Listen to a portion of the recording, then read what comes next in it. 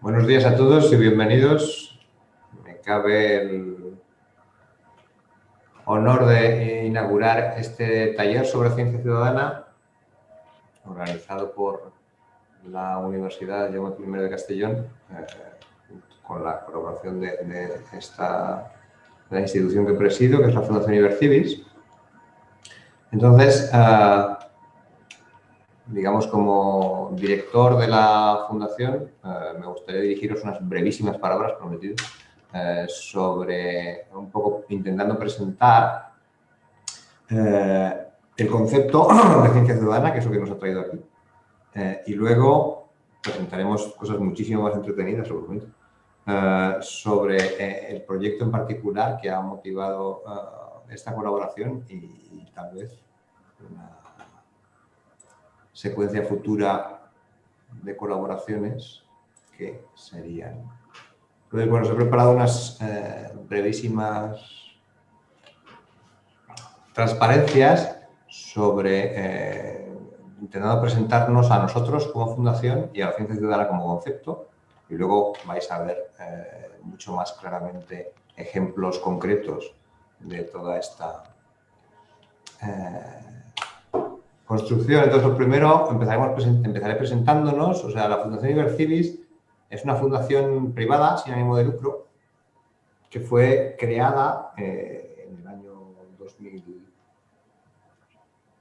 Estrictamente hablando, en el año 2008, lo que pasa es que, bueno, por cuestiones técnicas cristalizó en 2011-2012.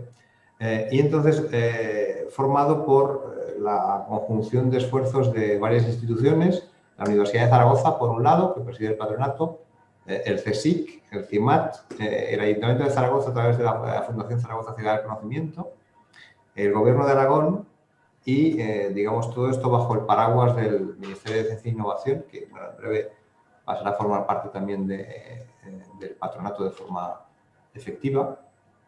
Entonces, ¿nosotros qué hacemos? Pues lo que hacemos es promover este concepto extraño de ciencia ciudadana, que ahora voy a intentar clarificar en un momentito. Y entonces nos dedicamos a muchas cosas, a organizar proyectos, a poner en contacto a científicos profesionales con organizaciones ciudadanas, a promover nosotros los proyectos directamente. Participamos en proyectos europeos. Bueno, las actividades son varias. He intentado resumirlas en una imagen y entonces ya, claro, empiezan a ser tantas que ya eso, digamos, estoy usando esta transparencia ya desde hace muchos años y entonces, bueno, la cosa va creciendo, esto se va saturando y ya me voy a tener que hacer dos. Bueno, entonces eso es esencialmente la actividad que ha girado en torno a Ibercibis en estos últimos años. Arrancamos en el año 2006 en la Universidad de Zaragoza en un contexto de lo que se llama Desktop Grid Computing, es esencialmente computación voluntaria. Vos podéis conocer los proyectos tipo BOINC. Y bueno, entonces en ese marco nos movimos durante unos cuantos años y poco a poco hemos ido ampliando el espectro del tipo de proyectos en los que participamos, colaboramos o simplemente ponemos en contacto a los científicos profesionales y a los voluntarios.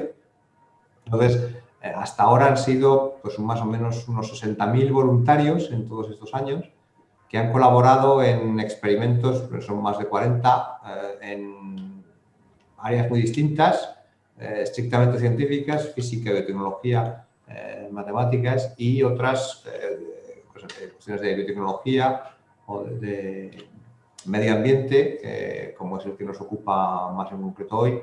Pero también últimamente hemos hecho proyectos de ciencias sociales, de humanidades, de arte, innovación social. Hay muchas áreas en las que este concepto que ya se adivina transversal participa. Entonces hemos colaborado con centros de investigación, con grupos de investigación en gran parte de Europa, también en Iberoamérica. Los tenéis ahí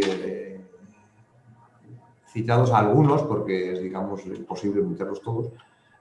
Y bueno, ese, digamos, es un resumen de nuestra actividad. Como veis, el punto de inflexión se produce en el año 2012-2013, primero por la creación de la fundación como tal y luego por la participación en un proyecto europeo, Socientice, que sentó las bases, al menos a nivel de la Unión Europea, de lo que se concibe como ciencia ciudadana. Esto se ha ido expandiendo en los últimos años y, digamos, después de unos años de crisis que a todos nos ha resultado muy horrible, digamos, los últimos años parece que vamos teniendo cierto éxito en captar dinero en proyectos europeos. Digamos, están esos 4 ahí y 2 que he puesto encima porque van a empezar el año que viene.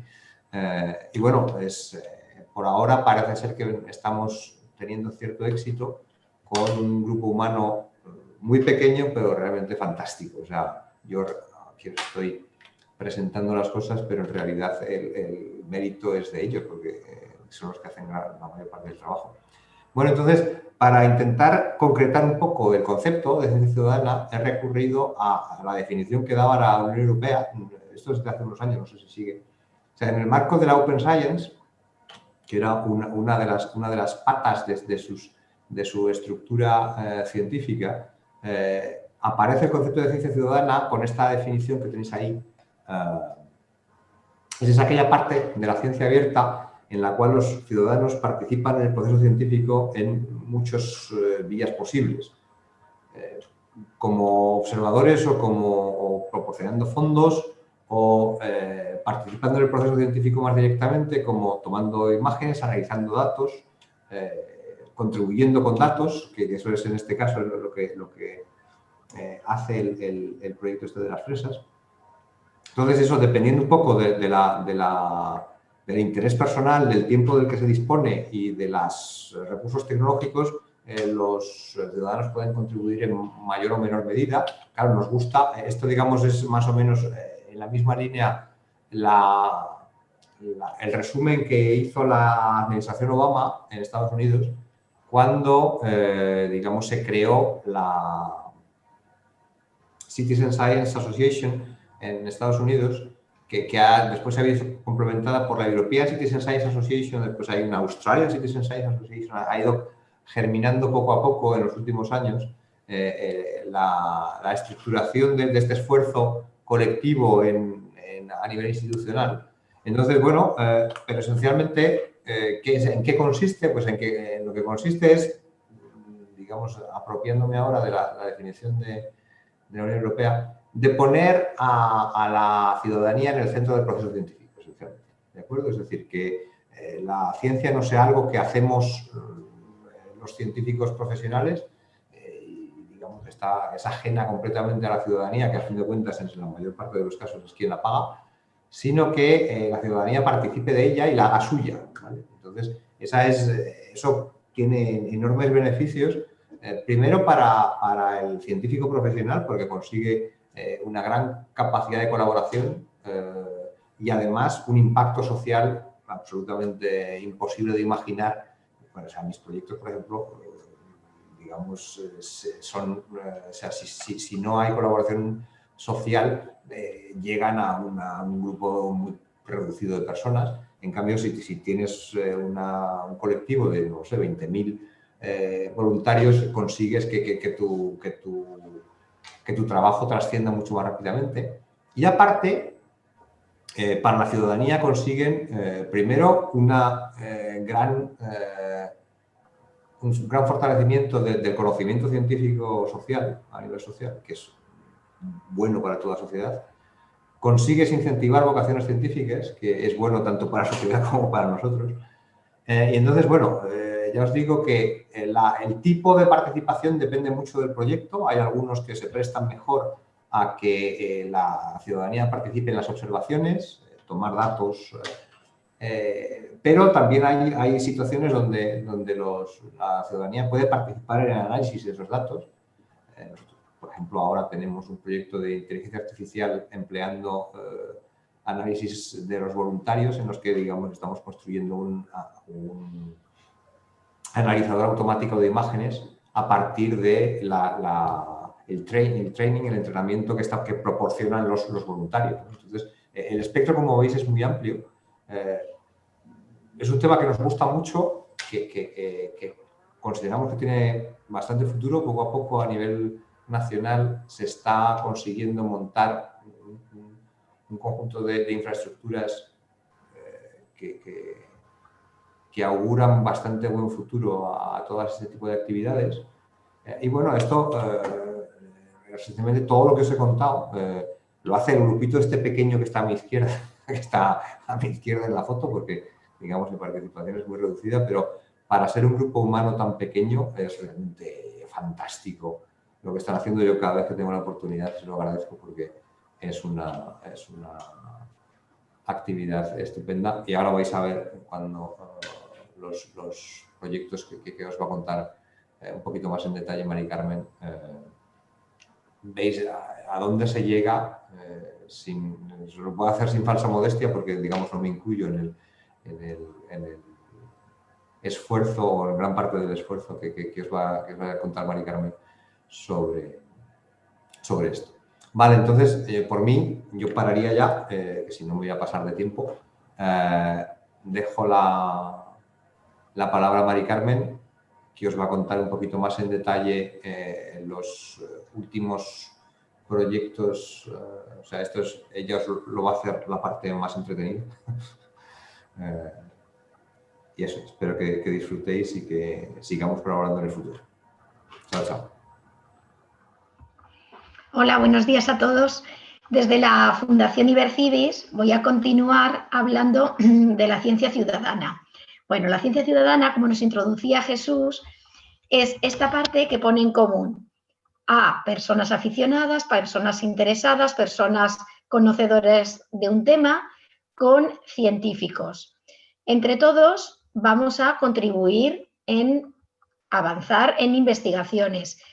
Sin esos ciudadanos hay investigaciones que no se pueden llevar a cabo, porque son tantos los datos que hay que recolectar que forman un papel importante en dicha investigación. ¿Qué ganan estos ciudadanos? Pues los ciudadanos consiguen, además de su enriquecimiento personal, un aprendizaje.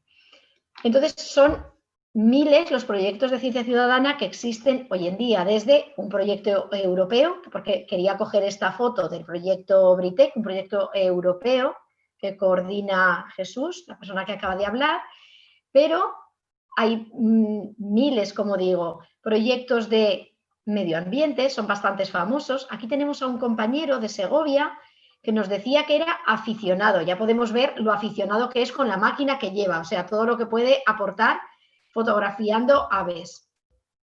Un proyecto que hicimos en Aragón, drones y mazmorras.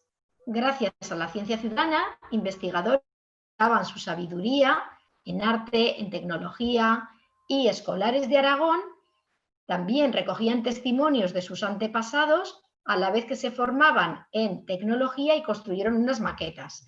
Bueno, como introducción, pero más proyectos de ciencia ciudadana. Concretamente hoy traía 3. Desafío bajo cero. Es un proyecto, una pena que acaban de cerrar las inscripciones, un proyecto nacional. Un proyecto que hacemos en Ibercibis junto a Academia de Inventores y cofinanciado por la FECIT. Por si a alguien de este foro le apetece lanzarse en esto de la ciencia ciudadana, quiero decir que la convocatoria nacional que tenemos en España es la de FECIT, siglas de Fundación Española de Ciencia y Tecnología, que casualmente está a punto de, si no es este mes, al siguiente, lanzar esa convocatoria de proyectos que dan unas ayudas económicas. Entonces, pues bienvenido sea esta introducción, este ánimo a quien quiera participar. Bueno, pues Desafío Bajo Cero nos fue concedido en la edición pasada y estamos ahora ejecutándolo. Va dirigido a escolares entre 14 y 20 años, o sea, secundaria, para que desarrollen un proyecto en un sitio tan recóndito como es la Antártida. En una isla, en una parte de la Antártida, cualquier escolar puede llevar a cabo su misión. Hicimos difusión a lo largo de colegios de España para que montaran un equipo y con las instrucciones que les dábamos en la web aportaran una memoria de manera que con unos nodos que nosotros les enviamos tipo Arduino con carácter totalmente gratuito a los institutos. Ellos van a poder replicar experimentos gracias a que en la Antártida está el ejército. Entonces, los experimentos que los escolares deciden, el ejército los va a realizar in situ. Premios, motivación para escolares, la misma bandera que se llevan los militares allí a la Antártida, vamos a poder entregarla al instituto ganador. Algo más sencillito, que es volar un dron. Los estudiantes pueden decidir qué les gustaría estudiar de la Antártida, la orografía, qué visualizar, configurar su ruta de dron y los militares allí la grabarán. Las entidades que participan en el proyecto. Y paso a otro proyecto. Otro proyecto es la columna vertebral de Ibercivis. Es un proyecto que también hacemos con la Fundación Española de Ciencia y Tecnología, o sea, con CECIT, y ya vamos a empezar la 5ª edición. Me interesa mucho nombrar este proyecto el Observatorio de la Ciencia Ciudadana, porque cualquier persona va a tener cabida en este portal web. ¿Qué pretendemos en este proyecto? Como digo, es el 5º año que estamos haciendo un trabajo de investigación, de coordinación y difusión de la ciencia ciudadana en nuestro país. Pretendemos aglutinar dentro del observatorio cualquier iniciativa que haya en el país.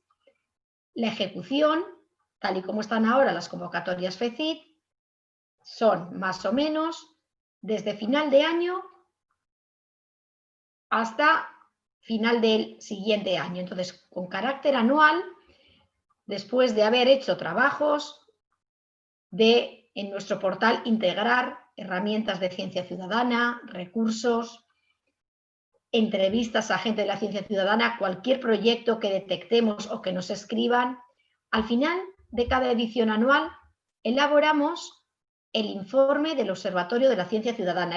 He puesto aquí en la diapositiva los dos que teníamos más a mano. Empezamos haciendo un informe en el año 2016, en la página web de cienciaciudadana.es se pueden encontrar.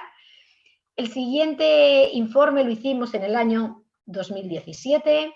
Tenemos también hecho el del año 2018 y es ahora cuando vamos a publicar, a muy corto plazo, vamos a publicar el informe de todo lo que recogimos en la edición pasada. O sea, queremos analizar a lo largo de cada edición impactos de la ciencia ciudadana, científicos, culturales, ambientales, económicos, sociales y políticos. Y aquí tenemos un resumen de lo que es este portal web, porque de verdad creo que merece la pena conocerlo para cualquier persona ya experimentada en ciencia ciudadana o iniciando la ciencia ciudadana. Aquí va a encontrar una recopilación, una aglutinación de todo lo que existe en nuestro país, incluso con informes y referencias a Europa. Como podéis leer en el menú, iniciativas. Aquí tenemos las últimas iniciativas añadidas. Cualquier persona que tenga una iniciativa de ciencia ciudadana que se esté desarrollando puede acudir a la página web, desarrollar el formulario, completar, mejor dicho, el formulario y haremos pública su iniciativa, haremos pública en nuestra web, en nuestras redes sociales, le daremos visibilidad. Además, nos podéis solicitar una entrevista y pondremos vuestra entrevista en esta página web. Todas las semanas publicamos un artículo de ciencia ciudadana, un artículo que escribe cualquier persona interesada de nuestro país. Tenemos un acuerdo con el Heraldo de Aragón, de manera que todas las semanas nos dejan una sección online en su suplemento Tercer Milenio, suplemento de ciencia y de investigación, y como digo, estaremos encantados de que nos escribáis a Ibercivis, os daremos las características, un artículo de en torno a 3.000 caracteres, en un tono divulgativo para el público que lo entienda, y es nuestra manera de visibilizar lo que se está haciendo en España. No dudéis que se pueden encontrar todo tipo de recursos, creo que lo anticipaba antes. Y ya por último, y por no extenderme, pongo otro proyecto de ciencia ciudadana que ha sido desarrollado en los años pasados. dirigido principalmente a escolares, pero podía participar la población en general. ¿Cómo medir de una manera muy sencillita el agua del grifo que bebemos? ¿Qué pH tiene? ¿Cuánto cloro tiene? Gracias a FECID conseguimos unos kits totalmente manuales, hicimos una compra de unas tiras e incluso nosotros fabricamos, de acuerdo a las instrucciones, unos medidores. Hicimos una convocatoria en las redes sociales. La verdad es que en Ibercivis estamos muy activos para difundir la ciencia ciudadana a través de las web de los proyectos, de la propia de Ibercivis y de las redes sociales. Y difundimos el siguiente mensaje. Si eres de un colegio de España y quieres medir la calidad del agua que bebes, te haremos llegar 100 unidades para que en tus aulas, tus escolares, cada uno en casa, pueda medir. 100 kits enviados a 100 institutos de España. Las primeras 100 inscripciones se hicieron con el kit. O sea, ejemplos de lo sencillo que es hacer ciencia ciudadana. Posteriormente, siempre trabajamos con datos abiertos. Cada persona, con los medidores, conoce qué pH, qué cloro tiene y lo sube a la página web, de manera que en el mapa abierto del proyecto, cualquier persona, pasando el cursor por el dato que haya subido, ahí pongo un ejemplo, se ve en cada punto de cada localidad las medidas que hay. Y con esta introducción ya paso a hablar del proyecto que más nos ocupa hoy, que es el proyecto sencillo, mediático, inclusivo, Vigilantes del Aire.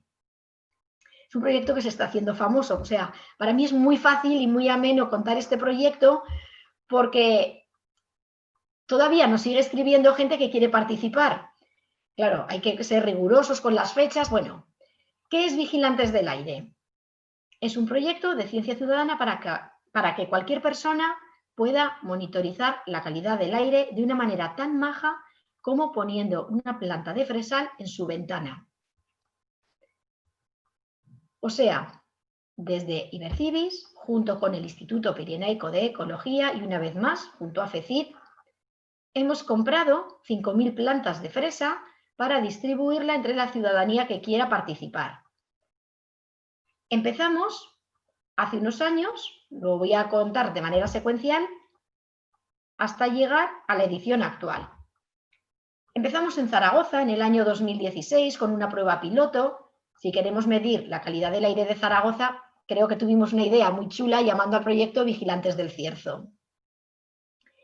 Y ahí nos ayudó el Ayuntamiento de Zaragoza, copiamos, replicamos la idea que ya se hacía en Amberes, en Bélgica, de ciudadanos, vamos a poner una planta de fresa en la ventana, pueden coger estas hojas de fresas, la contaminación por metales pesados, dado que las hojas de las fresas, de la planta de fresa, tienen unos filamentos que se adhieren los metales pesados, esas hojitas nos las retornan a Ibercivis para que los compañeros del Instituto Pirenaico de Ecología las analicen y determinen en cada hoja qué contaminación por metales pesados se encuentran y con ello configurar un mapa abierto a la ciudadanía y un informe.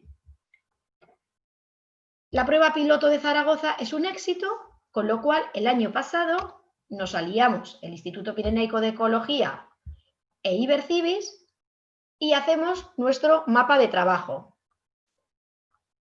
Estamos en el año 2019, compramos 5.000 plantas de fresas, organizamos en qué ciudades repartirlas, los ciudadanos tienen estas plantas de fresas durante 3 meses, posteriormente nos envían las hojitas y nosotros, concretamente los compañeros del IPE o Instituto Pirenaico de Ecología, hacen los análisis. ¿Quién hay detrás de este proyecto? Pues hay un equipo grande, hay un equipo de personas, es un proyecto que tuvo una duración de 1 año, estamos las personas de Ibercivis, están los investigadores del Instituto Pirenaico de Ecología, nos asociamos incluso con la Escuela Superior de Diseño, que nos ayudó a hacer intervenciones artísticas, incluso distintos colaboradores.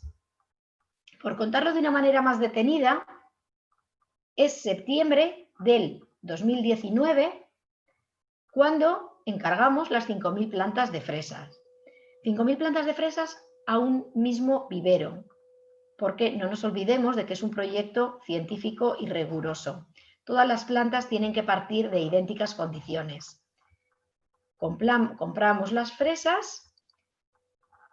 Antes de enviarlas a la ciudadanía, preparamos una encuesta para que los ciudadanos, durante estos 3 meses que tienen la planta de fresa en casa, nos puedan ir documentando dónde tienen la planta, no solo en qué ciudad, sino en qué altura, si la vivienda está situada en un parque o cerca de una fábrica, si la planta ha sido trasplantada. Además, les damos las instrucciones de que la planta pues hay que regarla 2 o 3 veces a la semana, pero en total no más de una latita de refresco, una medida aprox de 33 centímetros. Con toda esta información, los ciudadanos están trabajando. ¿Y a qué ciudadanos le hacemos llegar las plantas? Nos juntamos, el equipo de investigación, el equipo logístico de Ibercibis, y como primer proyecto nacional de fresas, hacemos un estudio de distintas zonas de España, donde podamos contemplar zonas rurales y zonas urbanas, donde podamos contemplar zonas costeras y zonas interiores. Y siempre considerando el carácter inclusivo del proyecto. No podemos olvidar que hay que cumplir unos indicadores. Para que nos dieran esta ayuda desde FECID, nosotros nos comprometimos a cumplir unos indicadores con el proyecto, no solo conseguir los resultados científicos de la calidad del aire para mostrar a la ciudadanía, sino conseguirlos a través de una ciudadanía que quizá no estaba muy familiarizada con trabajar en ciencia directamente. Claro que estábamos abiertos a personas profesionales, claro que estábamos abiertos a trabajar con colegios, pero no queríamos olvidar a esas personas mayores del entorno rural, a esas personas de una residencia de ancianos, a personas discapacitadas que son muy capaces de poner una planta en su ventana, de ver la evolución, de rellenarnos la encuesta. Entonces hicimos nuestro pool de gente a la que llegar y la verdad es que como ya tenemos varios años trabajando en ciencia ciudadana, tenemos colaboradores en distintos puntos de España que nos fue muy grata su ayuda. De esta manera, contemplamos 6 zonas regionales. Aragón, porque estamos nosotros y podíamos ir de una manera rápida a hacer talleres. Y concretamos Galicia, concretamente La Coruña, Burgos, Vitoria, Barcelona y Granada. De esta manera nos hicimos con 5 embajadores, 5 zonas regionales más nosotros, embajadores en Zaragoza, e hicimos el reparto no solo de la plantita, sino de un sobre certificado para que la gente tenga muy sencillo a quién tiene que enviarle la hojita de la planta y la encuesta. Preparamos las bolsas y preparamos las encuestas, incluso en algunas zonas nos pidieron certificados. ¿Dónde llegamos con el proyecto? Llegamos a colegios, llegamos a pueblecitos como La Imagen, que es un pueblo de Huesca muy pequeñito. Llegamos, como os decía, a confluir con público variado.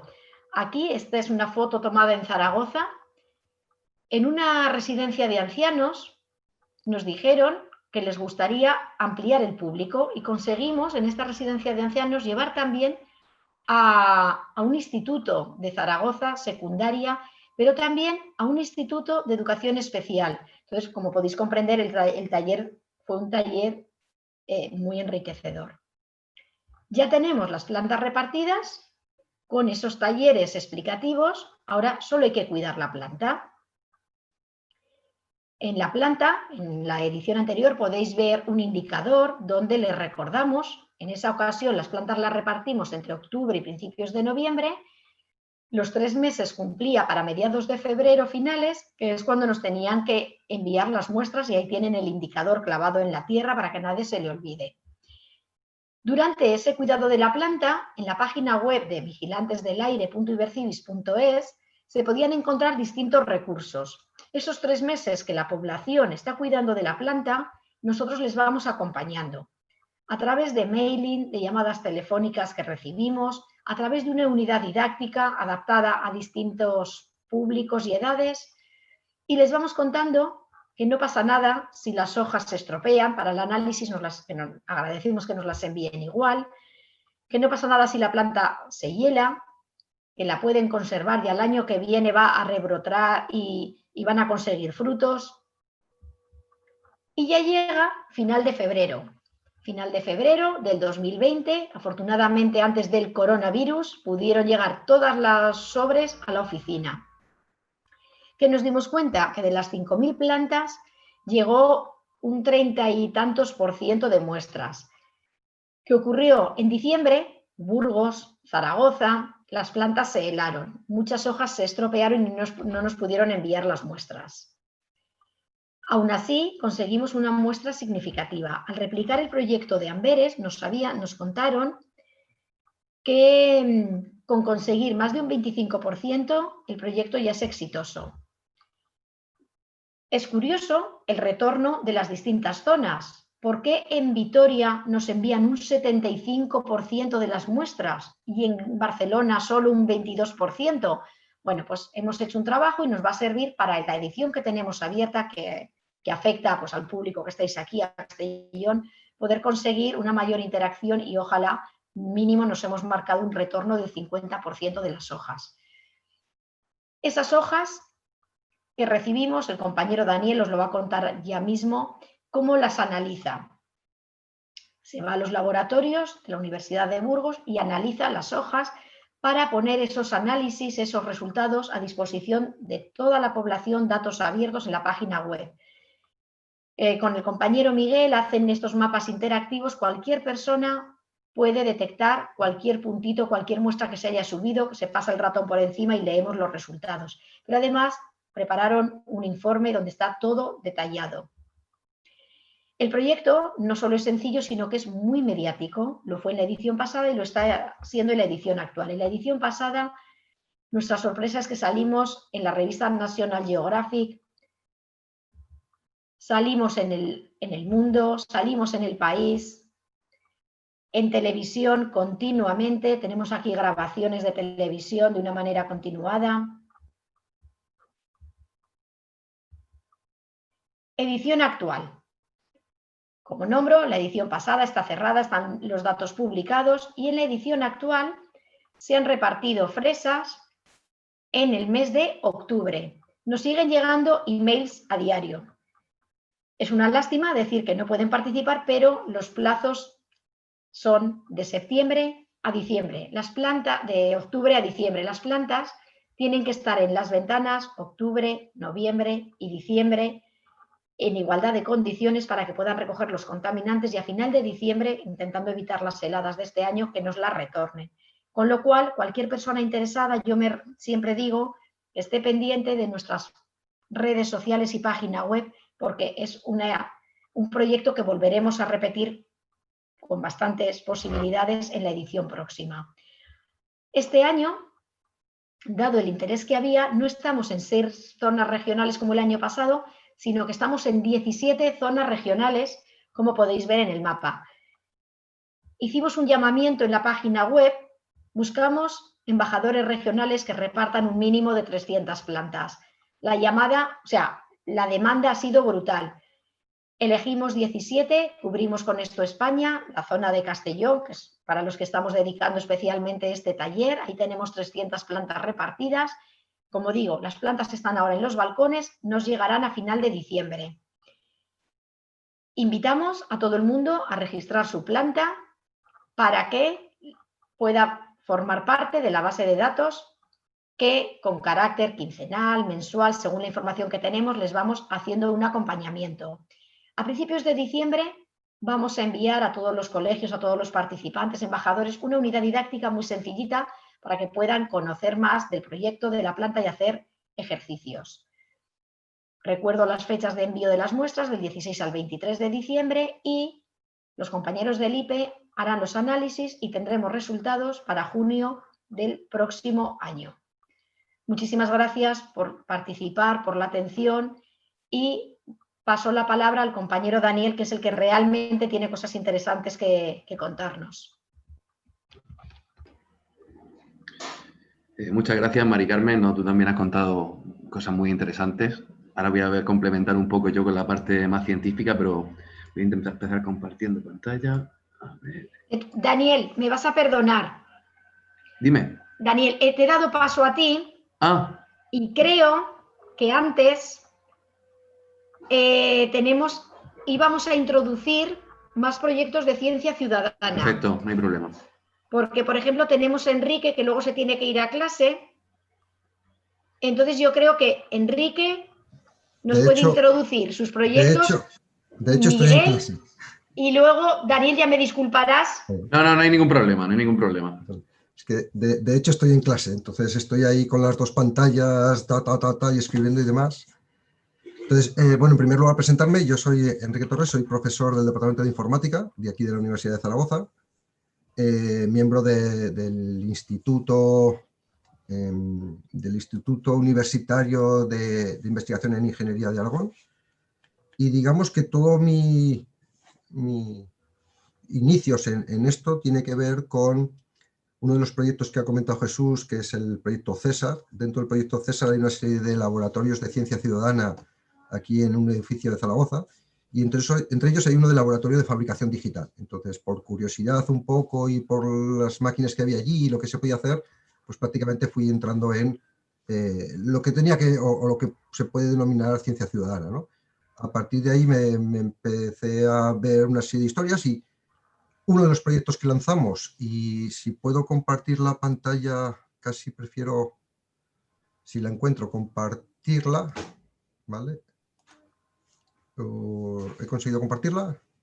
Se ve perfecta. Venga, pues uno de los proyectos que empezamos tiene que ver precisamente con esa parte de ciencia ciudadana, y entonces un proyecto conjunto, la Universidad de Zaragoza, Ibercibis, la Fundación Ibercibis, y cofinanciado por FECID, vimos una oportunidad muy interesante de algo que estaba al abasto un poco de cosas que ya se estaban haciendo pero que eran un poco difusas. Básicamente la idea es que las personas con necesidades especiales, pero principalmente los niños con necesidades especiales, suelen requerir un nivel de adaptación de materiales muy alto para todo lo que es su desarrollo, ¿no? Para tanto el aprendizaje como para divertirse, como para relacionarse con otros.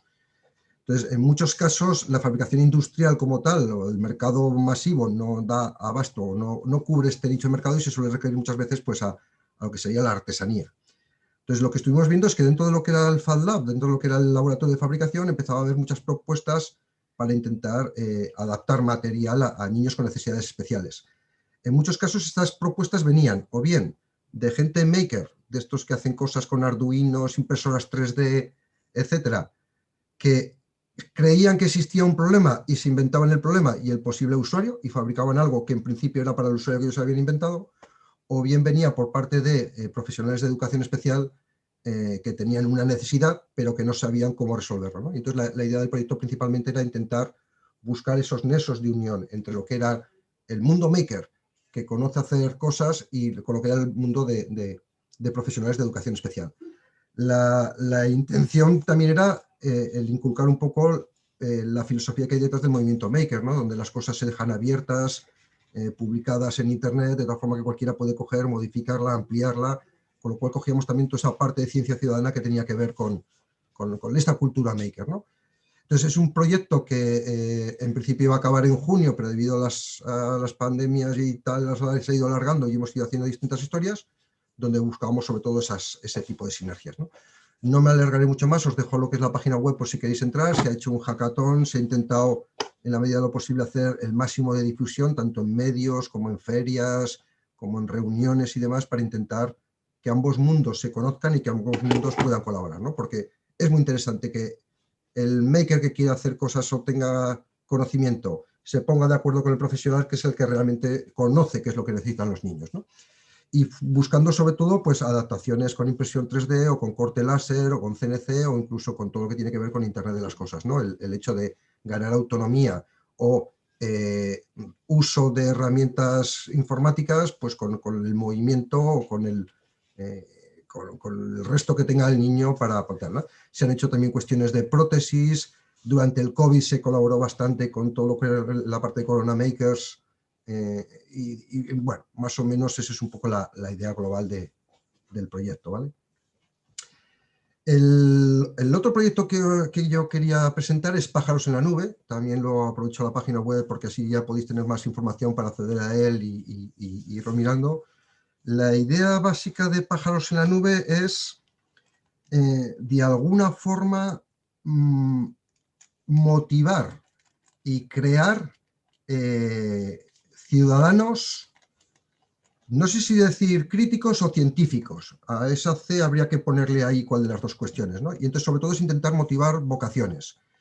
La cuestión es intentar entrar en todos los colegios con un proyecto que pueda motivar tanto a chicos como a chicas, donde le vean una cierta utilidad y que en cierto modo tengan un primer contacto con lo que sería la ciencia en general, pero también la parte de ingeniería por otro lado, ¿no?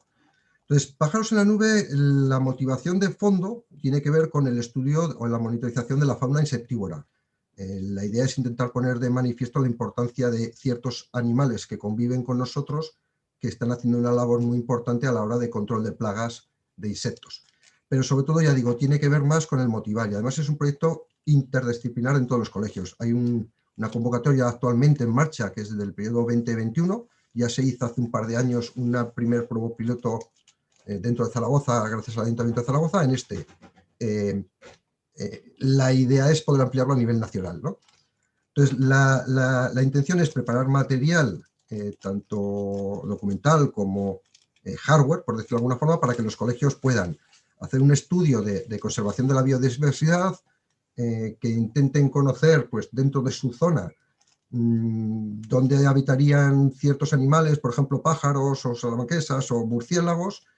Y también hay una parte de involucrar al profesorado de tecnología con la intención de que puedan construir una caseta de pájaros o de murciélagos y la puedan colocar en el sitio adecuado.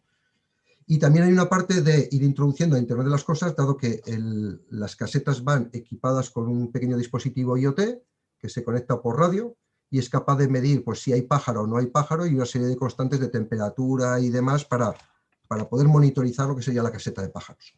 Entonces, la intención es que dentro de los distintos niveles del colegio poder intentar llamar la atención no solo del profesorado de tecnología, sino también el profesorado que tiene que ver más con conocimiento del medio. E intentar llegar a las distintas etapas, llegar desde niños muy pequeños que pueden interesarse por la fauna que tiene alrededor y dónde colocar la caseta, como otra serie de físicas, químicas y sobre todo conocimiento del medio que les puede interesar el estudiar lo que sería, y matemáticas, donde les podría estudiar las variables que se han ido capturando, tanto de variación de la temperatura, presión, humedad, o si hay presencia o no hay presencia del pájaro, para poder trabajar con ellos. La idea es llegar hasta 100 centros educativos, hay unas ciertas restricciones y estamos ahora mismo en plena convocatoria de ver cómo llegar al máximo número posible de colegios. Y casi prefiero que si tenéis alguna pregunta, aprovechar un par de minutos para contestar alguna pregunta, porque yo os voy a tener que dejar, ya lo siento.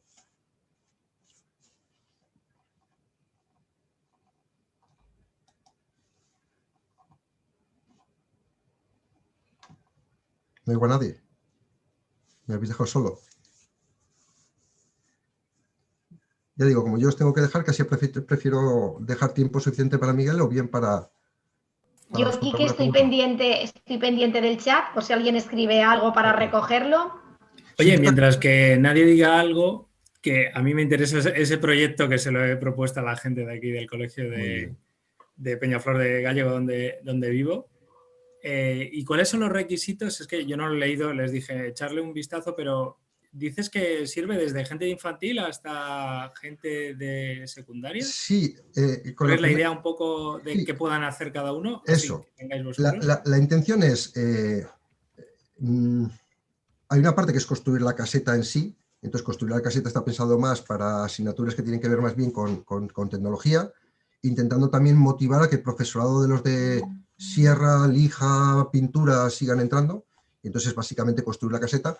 La caseta se les da precortada para acabar de cortarla, montarla y decorarla, impermeabilizarla. Y también se da el nodo IoT ya prácticamente programado para llegar y colocarlo, ¿no? La intención es que el profesorado de tecnología no sea reacio a que se haga la caseta, sino que más bien sea algo natural. La idea es intentar motivar en todas las etapas, o sea, que pueda llegar tanto a colegios como a institutos. La experiencia es que con niños y niñas relativamente pequeñas sí que se les puede enseñar la importancia de la fauna insectívora, ir a buscar y recorrer el patio para ver dónde habitan, contar pájaros, no contar pájaros, leer, ver un poco si les gusta norte, sur, este, bajo árbol, no bajo árbol, contar pájaros que tienen alrededor, o sea, se les puede motivar bastante. Y prácticamente los mismos críos pequeños podrían decidir dónde colocar la caseta en función de lo que han aprendido sobre la fauna, pero lo pueden hacer en todas las etapas. También está la parte de que, ya que está recogiendo datos de gráficas con temperatura, etcétera, etcétera, etcétera, se pueden trabajar pues, máximos, mínimos, se pueden trabajar un montón de cuestiones que tienen que ver con conocimiento un poco del medio y además estudiar otras cuestiones atmosféricas, porque también se recoge información sobre presión atmosférica, humedad, etcétera, etcétera, que pueda haber en la zona. Y puedes motivarles un poco con esta parte que tiene que ver con más clima, pero también con tratamiento de datos. O sea, que se puede trabajar la parte de tratamiento de datos y análisis de datos. Y luego ya dentro de lo que es la parte de IoT sí que se da un mínimo, pero también pueden trabajar el crear alarmas, hacer triggers para que dispare en caso de que la temperatura sea demasiado alta o sea demasiado baja, e incluso mezclarlo con Twitter o con otra serie de plataformas para que te llegue una notificación de cuando has detectado el pájaro. O sea, es un poco, la idea es que puedes coger niños de 4 años y harán la parte que les toque de conocer su medio ambiente, o puedes coger también los de 8 o los de 12. Entonces ya es más difícil motivar a los de 16, pero posiblemente a los de 16 ya los quieres motivar más hacia una ingeniería, ¿no? Entonces hay una parte gorda de bio, sin meterte demasiado en complicaciones tecnológicas. Hay una parte de tecnología, que es la caseta, y así entras un poco en el colegio y les sirve como proyecto dentro de las asignaturas de tecnología, y luego está toda la parte de análisis de datos de IoT. No entramos tanto ni en la parte electrónica ni en la parte de programación, que también queda totalmente documentada para que el colegio que quiera la pueda expandir. Muchas gracias. Muy interesante. Quique, Sí. hay una pregunta en el chat, que esa, si quieres la puedo contestar yo, nos preguntan la contesto, si hay restricción geográfica. Sí, la contesto yo. Hay un tema, y es que la tecnología que hemos decidido utilizar para comunicar lo que son los nodos IoT se conoce, o sea, se denomina LoRa. Entonces, en LoRa hay redes más o menos amplias ya establecidas en ciertas ciudades, en ciertos sitios, a través de una iniciativa también de ciencia ciudadana, que es de Think Networks. Digamos que la parte de la caseta y la parte de conocer el medio ambiente no hay ninguna restricción geográfica. La parte de capturar los datos sí que hay ciertas limitaciones. Lo ideal es que ya estén en cobertura de TTN. Si ya están en cobertura de TTN, los datos se reciben por TTN y no hay que poner nada más de infraestructura para recoger la información. Si no están en cobertura de TTN, ya hay que empezar a pensar cuál es la opción más viable. O bien que el colegio ponga algún tipo de gateway entre el nodo y la red propia del colegio, o ver cómo hacerlo. En algunos casos eso es tan sencillo como poner un pequeño modulito que se conecta a la Wi-Fi y por otro lado recibe la señal del dispositivo. La idea es que el dispositivo con una sola pila la coloques en el nido, con una sola batería, lo coloques en el nido y durante 6 meses, que es donde la probabilidad de que aniden es más alta, o sea, todo lo que es primavera y tal, no tengas que tocar el nido para nada ni acercarte al nido. Por eso la tecnología elegida fue LoRa. Y que además pueda estar a una cierta distancia del colegio. En las partes más lejanas del colegio, pues, los pájaros no van a anidar en un colegio con el ruido que suele haber, o sea, que más bien será en el parque de al lado o en sitios así un poco más remotos. Entonces, por eso utilizar esa tecnología que permite que la caseta dure mucho, pero a cambio tienes que tener una cierta cobertura. Pero hay opciones para que el propio colegio pueda recoger los datos y enviarlos a la nube. Costes relativamente pequeños, pero que inicialmente no están dentro del proyecto, porque la casuística es muy amplia.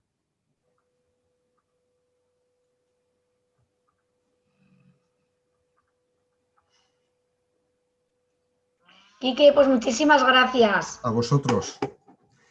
Igual damos paso ya a Miguel Sevilla para que nos cuente Ríos Ciudadanos y estamos en contacto. Quique, gracias de nuevo. Hola. Pues nada, muchas gracias por invitarme a presentar este proyecto. Voy a ver si comparto un segundito.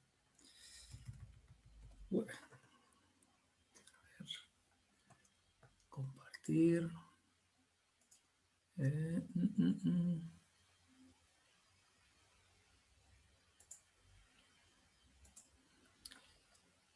Creo que ya lo veis, ¿no? Se ve la presentación, ¿verdad?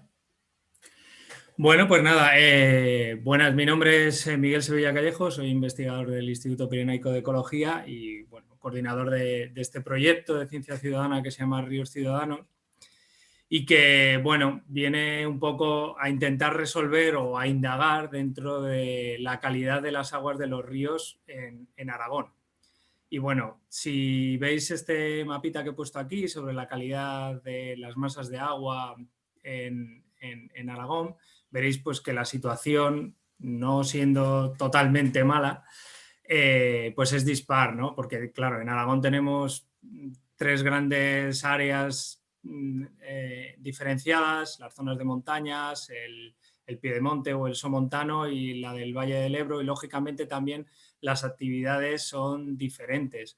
Tenemos los ríos de montaña suelen estar relativamente bien, en muy buen estado, pero sin embargo conforme van fluyendo hacia el valle y sobre todo van pasando por áreas agrícolas y sobre todo urbanas, pues se van deteriorando en cierto modo su calidad. Tanto las confederaciones del Ebro como del Júcar tienen una red para evaluar la calidad de estos ríos, pero claro, no pueden llegar a todos los sitios ni estar en todo momento. Entonces, desde el Instituto Pirenaico de Ecología y con la financiación del Gobierno de Aragón y una serie de colaboradores, entre ellos la Confederación Hidrográfica del Ebro, empresas que se dedican a la temática, incluso a la docencia, pues nos pusimos manos a la obra para intentar resolver esto. Aquí tenemos el equipo que estamos compuestos del Instituto Pirenaico de Ecología.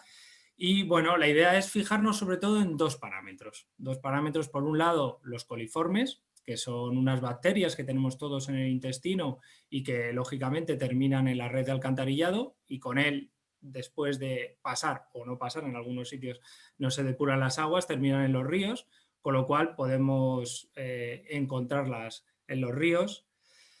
Claro, esto lo que nos vincula, si tú encuentras coliformes, en concreto Escherichia coli es la más conocida, dentro del agua, lo que puedes es estar evaluando la contaminación difusa urbana, ¿vale? Pues que, claro, este agua va a estar derivada de un agua residual que, lógicamente, pues no ha sido tratada o no lo suficientemente tratada y eso está influenciando en la calidad del agua.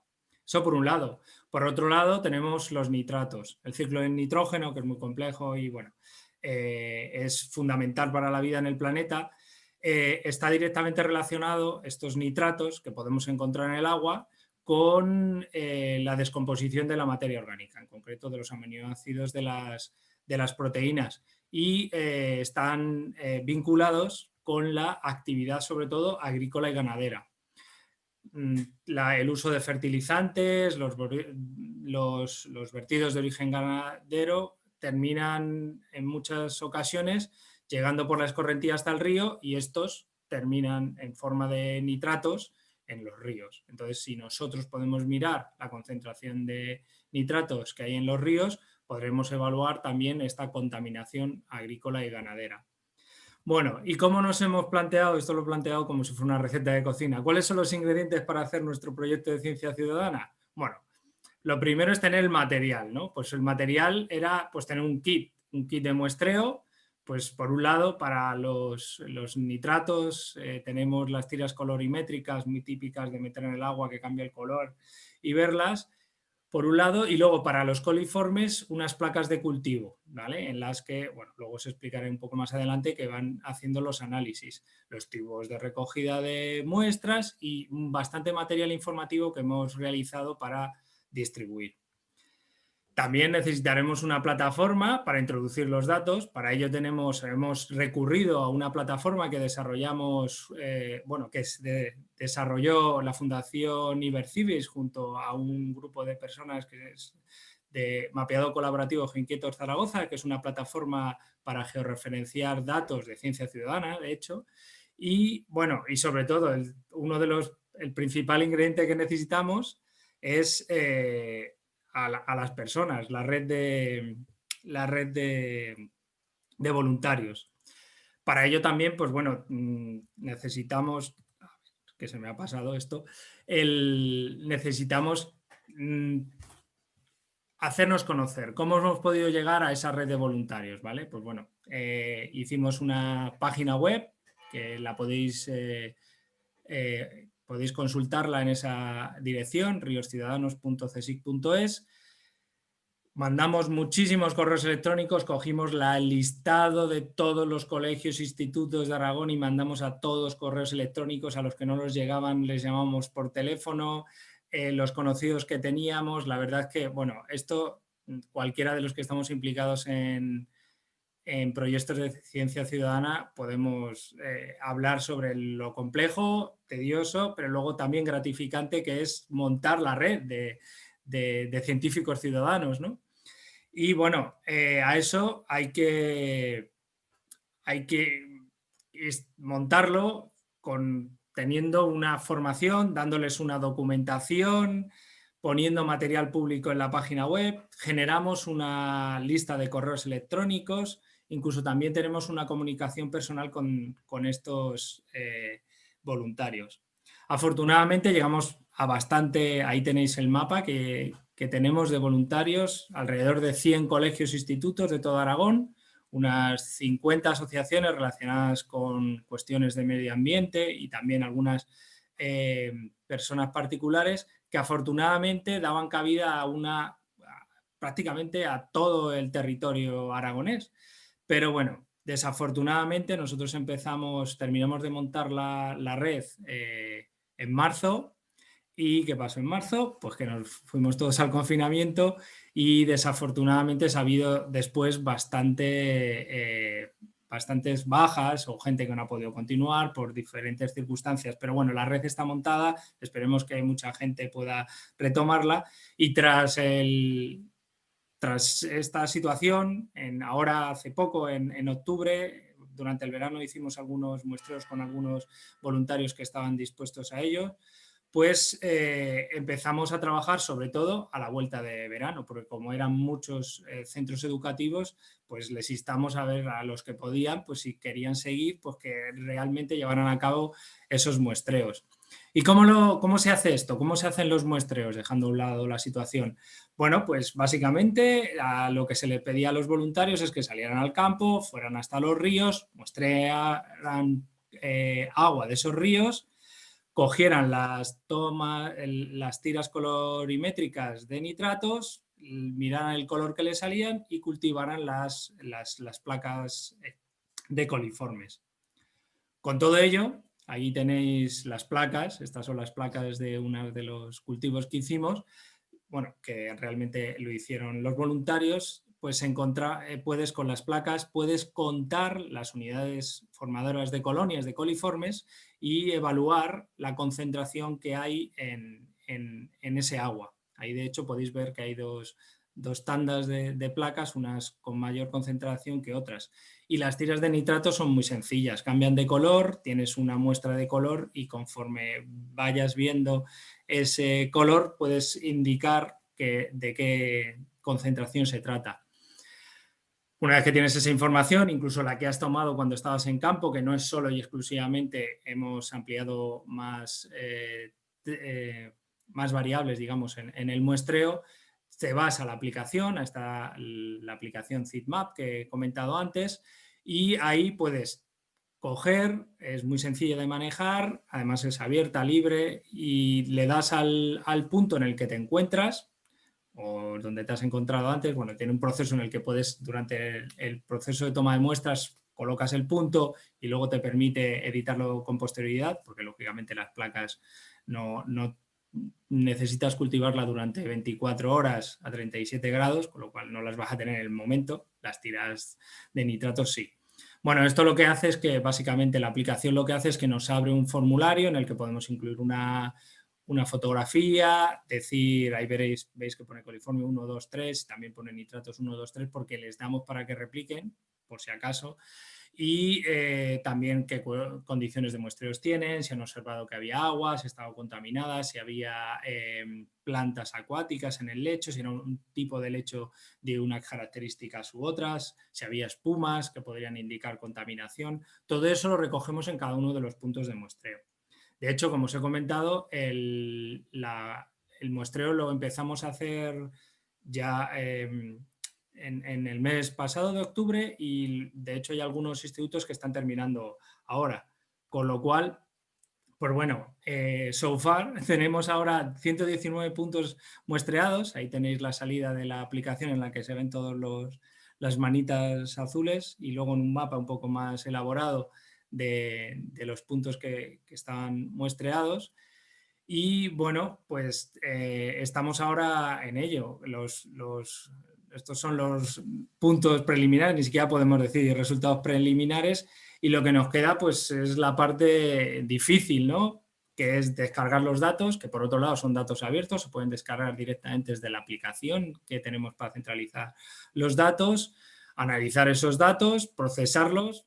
Lógicamente nos tocará ahora interpretarlos y ver qué es lo que ha pasado y compartirlos. Bueno, y aquí pues he puesto ayer mismo tuvimos una reunión con los voluntarios, pues bueno, para discutir cuáles eran las problemáticas que habían tenido, cómo podríamos mejorar de cara a un futuro.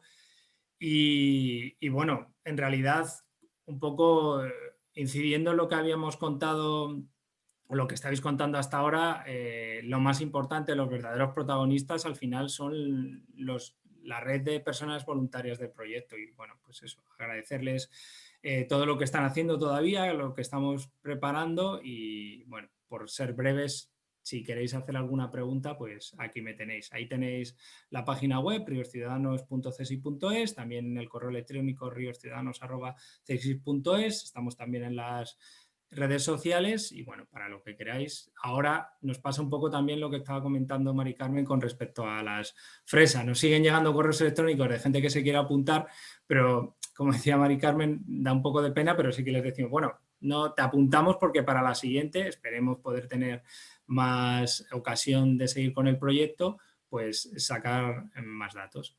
Y nada, sin más, cualquier pregunta o lo que sea, aquí estoy, decirme.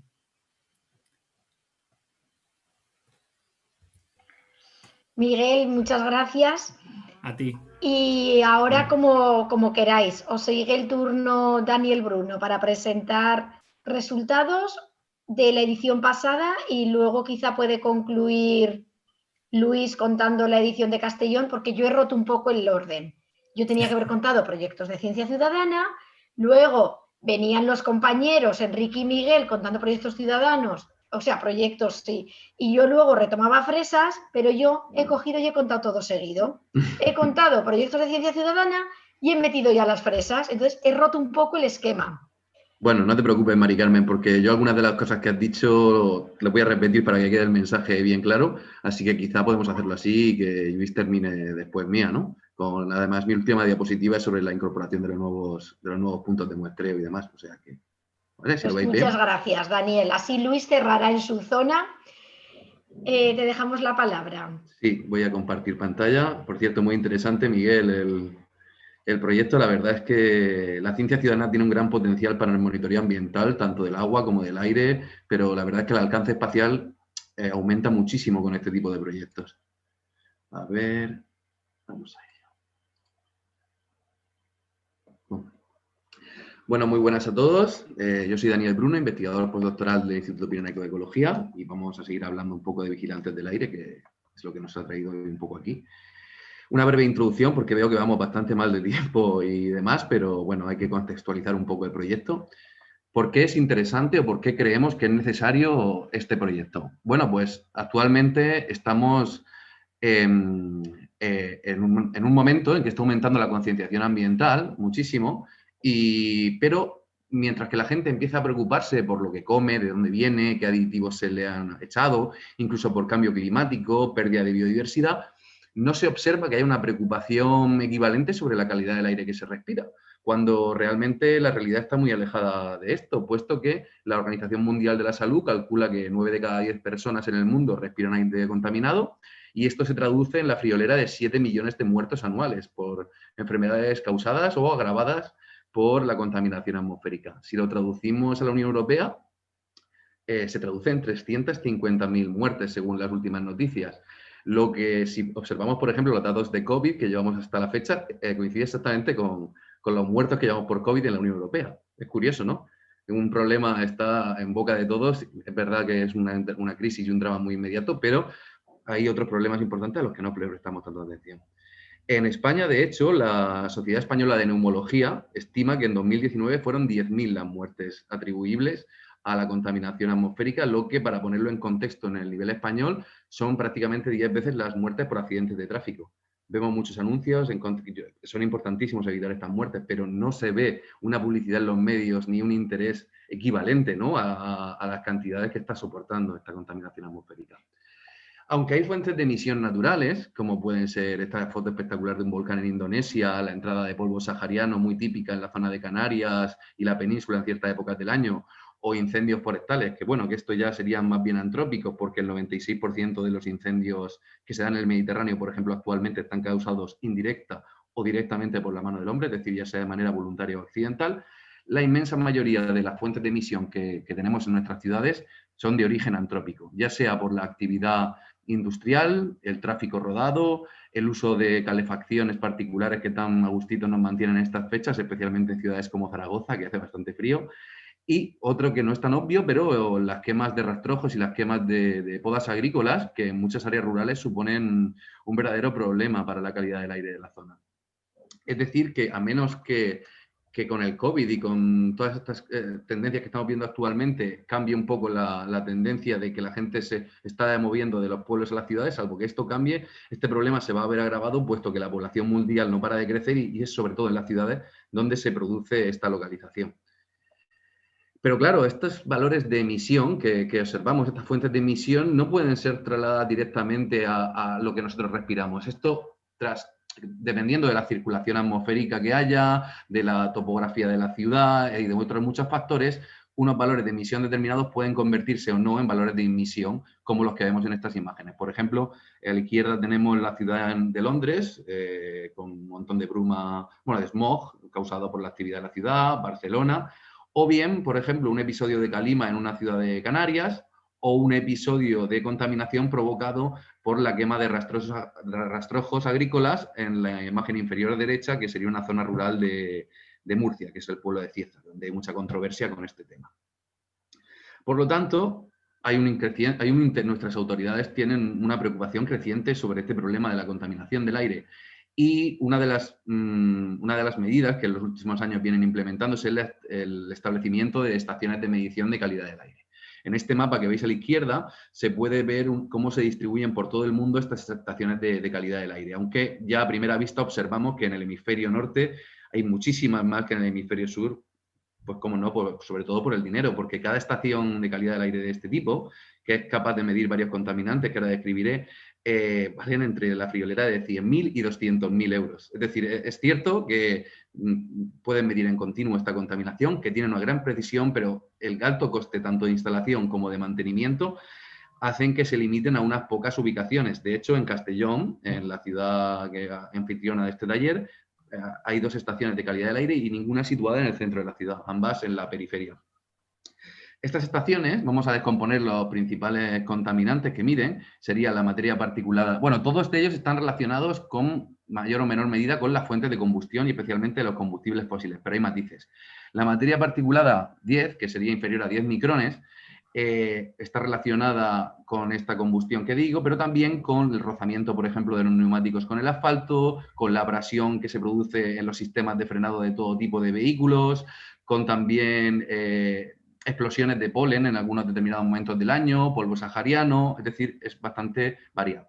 Sin embargo, la materia particulada de 2,5, que sería inferior a 2,5 micrones, que además tiene mucha más capacidad de penetración en los pulmones que la materia particulada 10, cuanto menor sea esta fracción que estamos viendo, PM10, PM2,5 o PM0,1, mayor es la capacidad de penetración que tienen estas sustancias en el organismo y mayores los problemas respiratorios y cardiovasculares que provocan.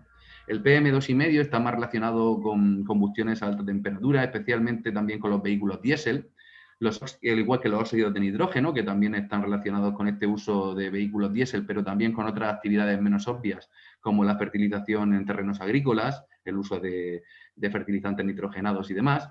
El dióxido de azufre está muy relacionado con las actividades industriales, el monóxido de carbono se produce en combustiones incompletas y el ozono troposférico es un contaminante que viene de la transformación del dióxido de nitrógeno cuando hay ciertas condiciones de sol y en combinación con compuestos orgánicos volátiles que produce este contaminante.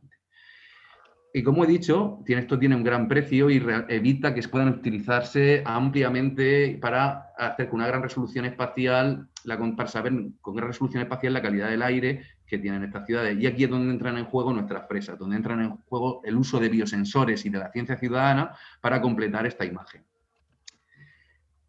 Bueno, por cierto, antes de pasar a las presas, esta sería la imagen, por ejemplo, que están dando ahora mismo, esto es concretamente de ayer a esta hora, y vemos que en Castellón, pues la materia particulada de 2,5 tiene unos valores moderados altos durante prácticamente todo el día. No pasa lo mismo con el ozono, dióxido de nitrógeno y demás, pero bueno, aquí que sepáis que podéis en los enlaces que os he puesto abajo, tanto ver las estaciones correspondientes a España como mundiales, ¿vale? Y vamos ya con las presas. Es cierto que estas fresas no miden en concreto una de las partículas de manera que puedas decir, pues tanto PM10, tanto óxido de nitrógeno y demás, pero sí que es verdad que nos dan un proxy, un indicador de la calidad del aire, que la potencialidad no está en tener, como en las estaciones de control oficiales, una dispersa, otra aquí, sino en una gran densidad de puntos que nos permiten hacernos una imagen de lo que está sucediendo, ¿vale? Así como cualquier tejido vivo, las hojas de fresa son capaces de bioacumular los contaminantes a los que están expuestos, ¿vale? En concreto, muestran un equilibrio entre el interés científico, puesto que las hojas de fresa tienen una morfología muy irregular, con una gran cantidad de estomas, que serían por donde respira la planta, los canales o poros por donde se produce el intercambio gaseoso, y además también tiene una gran cantidad de tricomas o pelitos que favorecen la absorción de estos contaminantes en las hojas. Por otro lado, son muy atractivos para la ciencia ciudadana las fresas porque es una planta vivaz que además rebrota todos los años, da frutos muy atractivos, es decir, alcanza un equilibrio entre lo que nosotros buscamos en capacidad de bioacumulación, pero también que la gente se siente identificada con las plantas de fresa y las cuide, ¿no?, durante los 3 meses, porque si no, y como hemos dicho antes, sin nuestros científicos ciudadanos involucrados, esto no tendría sentido y no valdría para nada. Nosotros lo que hacemos una vez que estas hojas han estado expuestas unos meses en el exterior de las viviendas de nuestros científicos ciudadanos es hacerle un análisis de magnético para ver la cantidad de metales que tiene. Porque esta materia particulada que hablábamos anteriormente contiene una amplia variedad de metales. Hay muchos estudios y mucha bibliografía que lo relacionan con una gran cantidad y en especial el cadmio, el cromo, plomo, zinc, pero también arsénico, bario, cobre, hierro, molibdeno, manganeso, níquel, vanadio, una gran cantidad de metales. Es decir, además esta materia particulada, no sé si lo he comentado, ¿no?, tiene estos metales en su composición y cuanto más sea de origen antropogénico, mayor cantidad de metales podemos encontrar en estas hojas. Entonces van a dar una señal magnética que es la que nosotros identificamos.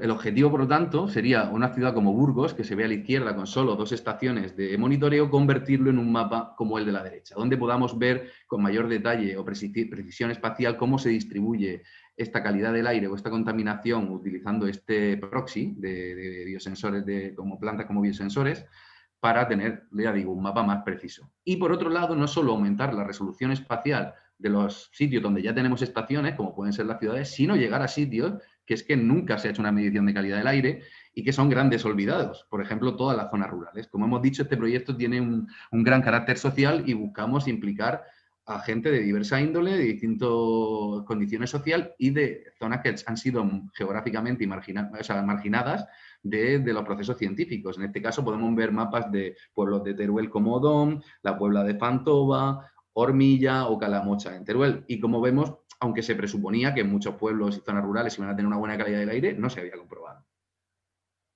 En este sentido, todos ganamos, puesto que nosotros aumentamos muchísimo la resolución espacial de nuestros datos y, por otro lado, ellos obtienen información de primera mano de la calidad del aire que están respirando y del proceso científico que se está llevando a cabo y demás. Voy un poco más detalle con lo que es el proceso. Nosotros recibimos en total 1.520 muestras a las que se le suman 13 controles que fueron cultivados en invernaderos en condiciones cerradas para que no estuvieran expuestos a contaminación y también 22 blancos, que sería el recipiente en el que han sido introducidas las hojas pero sin las hojas, es decir, para saber qué señal basal está emitiendo el portamuestras que nosotros estamos utilizando en el procedimiento. Además, cada uno de estos sobres que veis sobre la mesa, que fueron 1500, llevaban 2 cuestionarios, uno de ubicación, donde era muy interesante porque a nosotros no nos vale de nada esto si no sabemos la ubicación precisa de la muestra, tanto si ha estado más o menos protegida por el viento en la vivienda, si, por ejemplo, está en orientación norte o sur, porque los vientos dominantes pueden ejercer un papel en lo que es la dispersión de las contaminantes y demás. También la altura, puesto que no es lo mismo estar a pie de carretera que estar en un noveno, por ejemplo. Es decir, toda una serie de informaciones que a nosotros nos vienen muy bien para caracterizar el punto en donde ha estado la fresa. Pero es que además había otro cuestionario, que es el de participación, donde nos valoran el proyecto, dan sugerencias de mejora, etcétera. O sea que a mano estuvimos transcribiendo 1500 sobres por 2, 3000 muestras, con cada uno su caligrafía, porque cada uno pues, bueno, tiene una manera de escribir y demás, con lo cual fue una tarea muy ardua. Yo diría que incluso más que los análisis, más que la explotación de resultados, fue toda esta logística, pero que a su vez permitió involucrar a mucha gente que de otra forma no se hubiera involucrado, porque todas estas aplicaciones como Río Ciudadanos están muy bien, pero tú llegas a unas abueletes y diles que tienen que instalarse Zipmap y hacerlo todo vía digital. Pues realmente a lo mejor la brecha digital hay que intentar solucionarlo con iniciativas de este tipo y proyectos de este tipo. Bueno, es decir que las muestras pasaron 2 meses en el papel, dentro de los sobres, también obligado un poco por la pandemia que interrumpió el proceso de análisis y un montón de cosas. Luego estuvieron 2 días en estufa a 60 grados porque la humedad de las muestras podría interferir en la señal magnética que están dando estas hojas, por lo tanto era importante que estuvieran completamente secas. También primeramente se pesaron en una balanza de precisión, puesto que la señal magnética va a estar normalizada o ponderada por el peso de la muestra, que es importante también. Y se fijaron para evitar movimientos, es decir, se fijaron con un fijador, un silicato, papel film y en cubitos de 10 centímetros cúbicos. En la imagen derecha, por ejemplo, podéis ver cada uno de esos cubos serían muestras de nuestros científicos ciudadanos que van a pasar por un magnetómetro. De hecho, lo que venimos hablando todo el rato de señal magnética, en realidad es lo que nosotros medimos aquí es el magnetismo residual que queda en nuestras hojas de fresas tras haber aplicado un campo magnético intenso. Esto lo hacemos para la aplicación de este campo magnético intenso, que en nuestro caso fue de un Tesla, que con estudios previos, lo que decía la bibliografía, y nosotros mismos testamos también en el laboratorio, era lo indicado para saturar completamente la muestra. La aplicación de este campo magnético facilita la reorientación de las partículas y que la señal sea mucho más clara y podamos detectarla con mayor facilidad. Aún así, se utilizó un magnetómetro superconductor de la Universidad de Burgos que tiene una gran sensibilidad y así lo demuestran los mapas que posteriormente os mostraré. Una vez que teníamos ya nuestras muestras analizadas, todo pasado a Excel, tanto el cuestionario de participación como el cuestionario de ubicación, fuimos a Google Maps, que todo lo sabe, le introdujimos todas las direcciones de nuestros participantes y aunque luego hubo que hacer bastante tareas de edición para reperfilar, o sea, para corregir algunas de las direcciones, funcionó bastante bien, lo ubicamos y pudimos hacer tanto mapas de participación, que sería lo que veis a la izquierda, como ya mapear los valores de SIRM que hemos obtenido de las distintas muestras repartidas por la geografía española. Vamos ya con los resultados de la anterior campaña. Recibimos 1.520 muestras de 5.000 plantas. Bueno, no, fueron, en caso, 35% de retorno, que creo que está muy bien para un proyecto que no ha tenido acompañamiento digital. Sí que ha tenido en las redes, pero personalmente nosotros no sabíamos quién tenía la planta ni en qué ubicación. Por lo tanto, que un 35% de los ciudadanos se hayan acordado de mandar las fresas en su momento, después de 3 meses expuestas en su balcón, a mí me parece un éxito muy grande. Es verdad que ahora con la nueva edición y con este registro online, que ya llevamos 1000 plantas, va a facilitar muchísimo tanto el acompañamiento durante el proyecto como que haya una mayor tasa de retorno, como ha comentado Mari Carmen. Vamos a ser un poco ambiciosos e intentar que la mitad de las muestras vengan de vuelta y podamos analizarlas. Vamos a ver si este método nos ahorra trabajo también y conseguimos eso, más capacidad de retorno. Pero he de decir que nosotros queríamos buscar un gradiente desde ciudades a priori bastante contaminadas como Barcelona, pasando por ciudades intermedias como Zaragoza, Granada o Vitoria y pasando luego a algunas ciudades como Burgos, que estimábamos que tendrían poca contaminación porque es bastante pequeña y sin mucha congestión de tráfico y demás, a también zonas rurales de Aragón y alguna de Galicia para tener todo el gradiente de contaminación y, como ha dicho, también distintas zonas geográficas. Para mí, el 94% de estas muestras correspondían a las zonas objetivo, es otro de los éxitos del del proyecto y es un éxito porque otros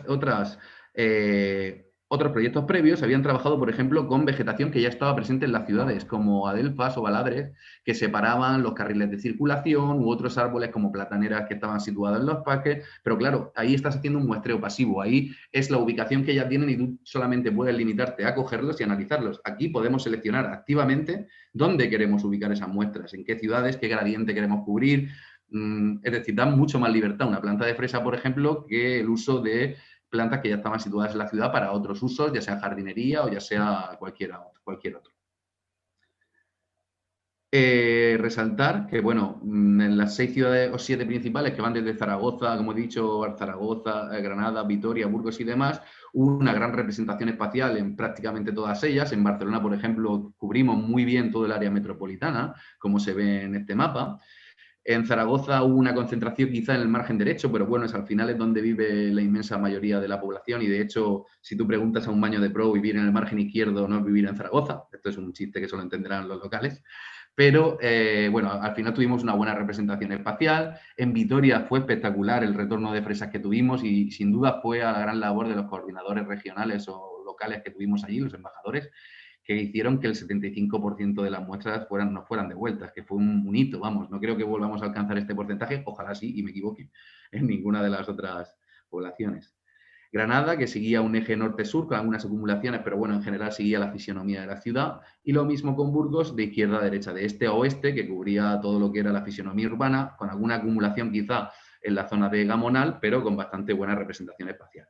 En el caso de Cambre, al ser una zona más rural, ligada a una ciudad, ni siquiera son concellos, pequeños núcleos diseminados, pues esta agregación fue más discreta, más agregada en el espacio y menos uniforme. Respecto a los resultados, nosotros primero obtenemos un mapa con todos ellos, que podemos ver aquí a la derecha, y que muestran que en general sí que es verdad que todas las zonas rurales pues tuvieron, como era de esperar, valores mucho menores que las zonas urbanas. Pero nos vamos a centrar a partir de ahora ya en las 6-7 zonas donde teníamos replicación espacial suficiente para poder hacer algún análisis más robusto. En este caso, vimos que Barcelona fue significativamente superior la señal magnética encontrada, el SIRM encontrado, que en Vitoria, que a su vez lo fue sobre Zaragoza, que a su vez lo fue sobre Granada. Estas 4 ciudades fueron significativamente más altas que tanto Burgos como la zona de Cambre que estaba en Galicia, la zona rural de Aragón y los controles. De hecho, estas 4 últimas zonas no mostraron diferencias significativas entre ellas ni con los controles. Ahora vamos a pasar a ver mapas más detallados. En la tabla simplemente se sumariza un poco las muestras que recibimos de cada uno de los lugares, el valor medio de esta señal magnética, de la SIRM, la desviación estándar, el máximo y el mínimo. Bueno, como no nos sorprende, en Barcelona se encontró una señal magnética repartida prácticamente por toda la ciudad, lo cual es lógico, visto que la boina de contaminación que se produce en momentos particulares del año, lo cual al final se refleja en nuestras fresas, en nuestros biosensores. Además, Barcelona tiene una gran cantidad de tráfico rodado, mucha congestión, tiene actividad portuaria con el puerto, tiene el aeropuerto del Prat, que está muy cerca, aquí en el sur, es decir, cumple con, más allá de algún outlier que podemos tener de alguna maceta que ha estado más protegida de lo que nos gustaría, etcétera, un patrón general bastante claro. En Vitoria, por ejemplo, nos sorprendió que fuera la segunda ciudad con mayor señal SIRM, porque a priori esperábamos que estuviera por detrás de Zaragoza y más o menos a la altura de Granada. Además, bueno, ha sido catalogada como la Green Capital, ¿no? La capital verde, porque se han hecho muchas medidas dirigidas a fomentar el transporte sostenible y demás. Pero bueno, realmente este patrón tampoco es sorprendente porque dentro del País Vasco es una de las zonas con más tráfico. De hecho, si vemos en la ciudad, aquí sí que hay un patrón por zonas. Hay un patrón norte-sur, de alguna manera, noreste-sureste, decreciente de contaminación. Y esto podría ser explicado porque en la parte norte están las principales vías de entrada a la ciudad, principalmente de Bilbao, que es con la que existe más conexión, por ejemplo, que con otras zonas de la península. Y además aquí en el noreste está el polígono industrial de Gamarra, que estos son solo sus suposiciones y que tienen que hacerse análisis después más detallados, pero a priori podrían estar marcando este patrón. De hecho, si nos vamos a la estación de calidad del aire de Vitoria, vemos que durante el periodo que estuvieron expuestos las fresas, el PM2,5 fue bastante moderado alto prácticamente la mitad de los días que estuvieron expuestas las fresas, lo cual tiene sentido, porque el PM2,5, aparte de tener más capacidad de penetración en los pulmones, puede dispersarse esa contaminación a más distancia, por ejemplo, que las partículas más grandes, pudiendo llegar kilómetros de distancia desde las fuentes de origen hasta los valores de emisión que luego encontramos. Es verdad que aquí no se superaron valores límite para la salud, como sí pasó en Barcelona, tanto para óxidos de nitrógeno, PM10 y PM2,5, que Barcelona los superó diaria o anualmente, dependiendo del parámetro que miremos. En Vitoria sí que observamos valores altos de PM2,5 en la época que estuvieron las presas, y especialmente en el norte de la ciudad. Respecto a Zaragoza, quizá pasa el caso contrario, esperábamos una señal más fuerte en algunas de las zonas, pero sí que es verdad que la margen derecha, donde se concentran los mayores atascos de tráfico, las calles más pequeñas, puesto que ahí está el centro histórico y demás, es donde vive la mayor parte de la población, y entonces ahí es verdad donde se produce una señal magnética más alta. Por contrario, el margen izquierdo, que sería esta parte, tiene calles más anchas, con más cantidad de jardines, más zonas verdes, que podrían tener su efecto también en los valores encontrados. De hecho, otro factor que se ha visto en otros estudios que influye en la calidad del aire de Zaragoza es el cierzo. Ese viento odiado por los maños que sopla más de la mitad del año puede tener un efecto de ventilador, limpieza, etcétera, y haga que el centro de la ciudad no esté tan contaminado como pudiera, ¿vale? Para el tamaño que tiene Zaragoza, que es una ciudad que tiene 700.000 habitantes. Respecto a Granada, tampoco sorprende el patrón observado, que está más ligado a calles concretas, de mayor vías de tráfico, focos locales de contaminación como las calefacciones, puesto que Granada hace mucho frío en invierno y se utilizan bastante, y también quemas agrícolas que se han reportado como actividades muy perjudiciales para el aire, para la salud de los habitantes de Granada, puesto que se producen en los alrededores de la misma en una zona bastante agrícola. Resaltar que además Granada tiene una particularidad negativa en este sentido, y es que está rodeado de grandes montañas de Sierra Nevada, con picos de más de 3.000 metros, etcétera, lo cual crea habitualmente fenómenos de inversión térmica que dificultan la dispersión de estos contaminantes y hace que se concentren bastante en esta zona. Finalmente, Burgos, como he dicho, para ser una capital de provincia que tiene cierto tráfico, es verdad que no comparable al de las ciudades que anteriormente he mencionado, pero tiene una señal SIN bastante baja a lo largo de toda la ciudad, más allá de algunos focos puntuales. Y con Cambre pasa más o menos lo mismo, núcleos diseminados, más bien residenciales, que puede haber también algún outlier, porque recordemos que igual que, por ejemplo, una planta puede estar excesivamente resguardada del viento o incluso metida en casa y no se nos ha dicho en la hoja de ubicación, porque al final no podemos controlar absolutamente a todos los voluntarios, puede haber outliers negativos, puede ser que tú tengas una salida de humos muy cerca de donde está la planta, o puede ser que fumes pegado a la planta, todo el piso fume cerca de la planta y también artificialmente subas estos valores. Pero como ya digo, no es tanto el valor individual de cada biosensor o cada planta, sino que lo que nos da la potencia es la distribución espacial de los mismos.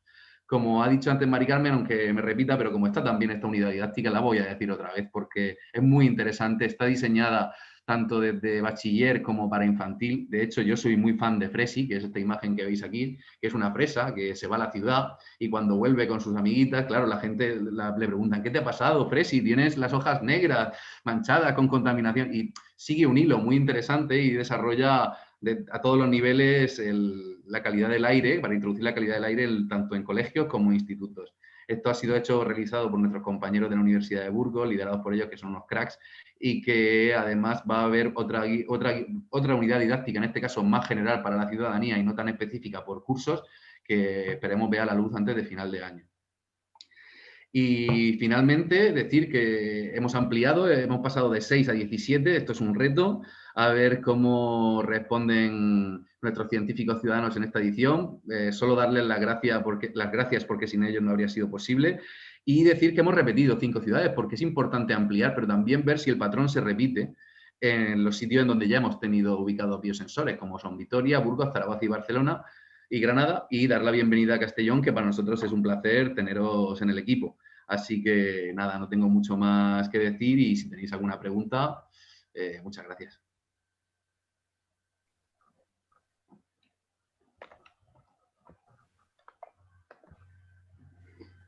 Bueno, igual podemos dar paso a Luis, que nos cuente la edición de Castellón, su experiencia, y si a la finalización alguien tiene preguntas y si no, pues así Perfecto. Intentamos salvar un poco de tiempo que se nos ha ido un poquito de las manos.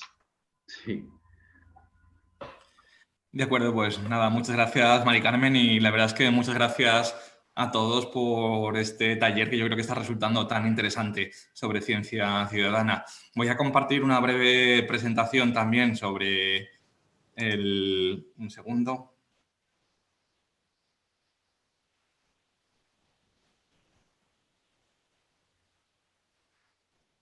Creo que ya lo estáis viendo. Sí. Muy bien, pues nada, nosotros como embajadores de este proyecto, al que, bueno, nosotros sabíamos de Ibercivis ya, y la verdad es que estamos muy contentos los conocíamos, pero bueno, se ha confirmado las sensaciones que teníamos del trabajo de Ibercivis y en este proyecto con el Instituto Pirenaico de Ecología y el CSIC, de alguna manera en la Universidad Jaume I lo desarrollamos desde el proyecto de cultura científica y ciencia ciudadana. Yo, Luis Martínez, soy la persona encargada un poco de este proyecto, que depende del vicerrectorado y que se encarga de coordinar las actividades de divulgación en la universidad. Entonces, cuando conocimos a ver si me deja pasar. Sí. Cuando conocimos la posibilidad de participar en el proyecto y de contar con esas 300 plantas, nos planteábamos como objetivo, yo creo que algunos que están compartidos con todas las entidades, como es esa concienciación sobre la contaminación atmosférica, dar a conocer el concepto de ciencia ciudadana, tanto a toda la población como también dentro de nuestra comunidad universitaria. Yo creo que es un concepto que, aunque las ideas de Open Science van calando y se le va dando difusión, todavía tiene que llegar mucho para que todos, de alguna manera, lleguemos a conocer el concepto de manera teórica, pero después en la práctica, que seguiría esa parte de realmente ver que se puede acercar más la ciencia a la población y de alguna manera demostrar de manera práctica que esa ciencia ciudadana es posible. Y por último, un punto que también nos interesaba y yo creo que estamos consiguiendo es de alguna manera fomentar esa colaboración entre entidades, instituciones y sobre todo también con proyectos educativos que tenemos en el entorno. Como este año estamos en una situación, como todos conocéis, muy compleja a nivel de la pandemia, nos planteamos más el focalizar el reparto de plantas a grupos, más que hacer un reparto a lo mejor abierto, hacerlo a determinados grupos de interés. Algunos de ellos, la verdad es que como son los centros educativos, también están viviendo una situación muy compleja a nivel de organización, pero de alguna manera se sumaron de manera muy ilusionada también en el proyecto. Entonces pensamos en esos colectivos en nuestra propia universidad, la Jaume I, que estaban más cercanos a ese ámbito, a colegios que habían participado en actividades nuestras con proyectos de innovación o también habían realizado actividades de huertos escolares y también ese foco en poder llegar con esta actividad que, como habéis comentado, es muy mediática, a públicos que no son habituales de las actividades de divulgación que se realizan nuevamente pues, con estudiantes de primaria, secundaria. Entonces sí que un objetivo del proyecto de cultura científica es llegar al máximo de población y a esos otros ámbitos que a lo mejor no llegamos con otras actividades.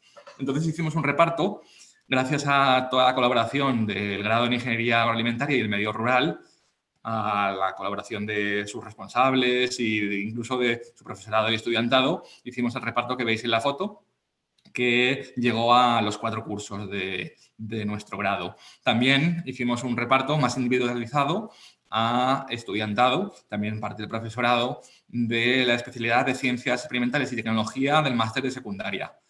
Contactamos también con 3 colegios que habían participado en los proyectos que comentaba antes, un poco de huertos escolares, y que tienen una característica, son 3 centros, 3 colegios, que están de alguna manera en la línea este-oeste, desde el Benadresa, que está un poco a las afueras de Castellón, el Blasco Ibáñez, que está en el núcleo de la ciudad de Castellón, y Lilla, que está en el Grau, más hacia el mar. También han participado estudiantes de 3 institutos de Castellón y de Almasora. Al mismo tiempo, también han participado con nosotros puntualmente desde la Escuela de Arte Superior y Diseño de Castellón, y también ya no son centros, digamos, educativos reglados, pero sí que el Centro de Jardinería de Cáritas del barrio de San Lorenzo, aquí al lado de nuestro campus, y también el programa de barrios inclusivos de la Concejalía de Servicios Sociales del Ayuntamiento de Almassora. Hemos tenido en todo este tiempo contacto también con los asesores del ámbito científico-técnico del CEFIRE de Castellón y hemos hecho alguna actividad también con el Máster de la Paz de la UGI. Yo quiero agradecer a todos ellos todo su entusiasmo, su participación, y quería mencionar también toda la ayuda que hemos tenido por parte del invernadero de la UGI, del Departamento de Ciencias Agrarias y el Medio Natural, que nos ha estado cuidando las plantas durante este tiempo, que las hemos repartido durante, de alguna manera, la semana de reparto. Por último, pues nada, agradecer de nuevo a Ibercivis y al Instituto Pirenaico de Ecología esa posibilidad de participar en el proyecto. Y bueno, de alguna manera, gracias también por este taller que yo creo que está siendo muy interesante para todos, que habíamos enmarcado dentro de las actividades de la Semana de la Ciencia previa a la Noche Mediterránea de las Investigadoras que tendremos la semana que viene. Así que un montón de gracias.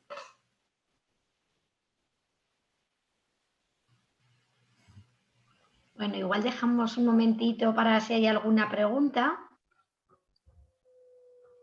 A ver si en el chat alguien pone alguna pregunta y si no, daríamos por concluido el taller.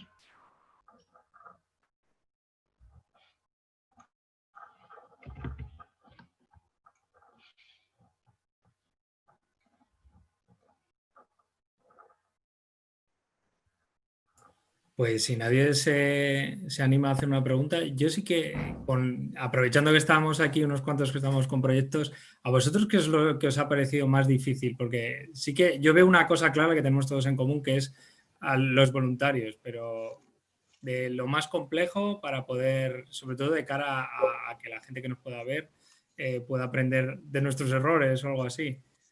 No sé, si alguien se anima de los que estamos aquí a decir algo.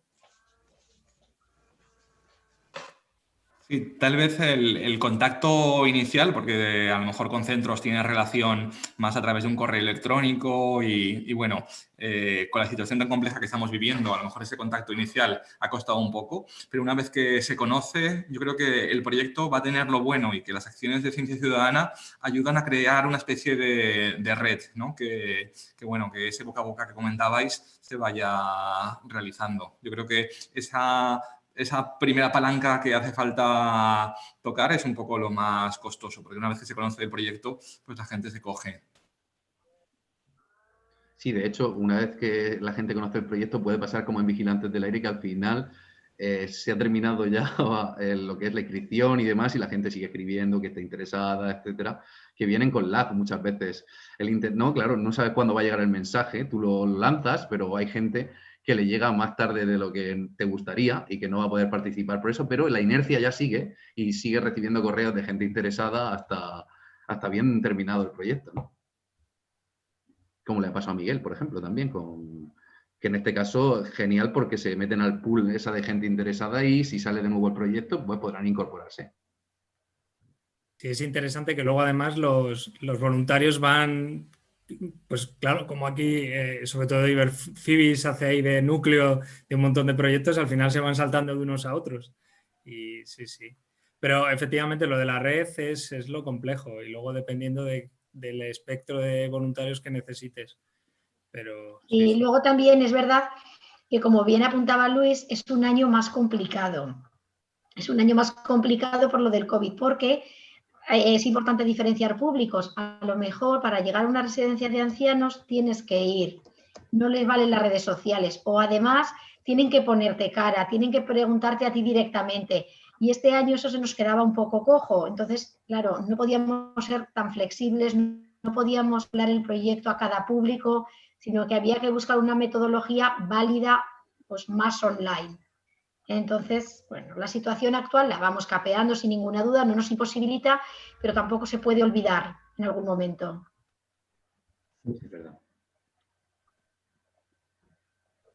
Bueno, compañeros, agradeceros muchísimo a todos, a Luis por la idea del taller, por organizarla, al resto porque os hemos contactado y habéis ajustado la agenda para todos poder estar aquí y nos seguimos viendo y hablando. Muy bien. Perfecto, Muchas muchas gracias gracias. a ti. Un montón de gracias, de verdad. Hasta Venga, luego. hasta luego. Chao, chao. Venga, hasta luego, gracias.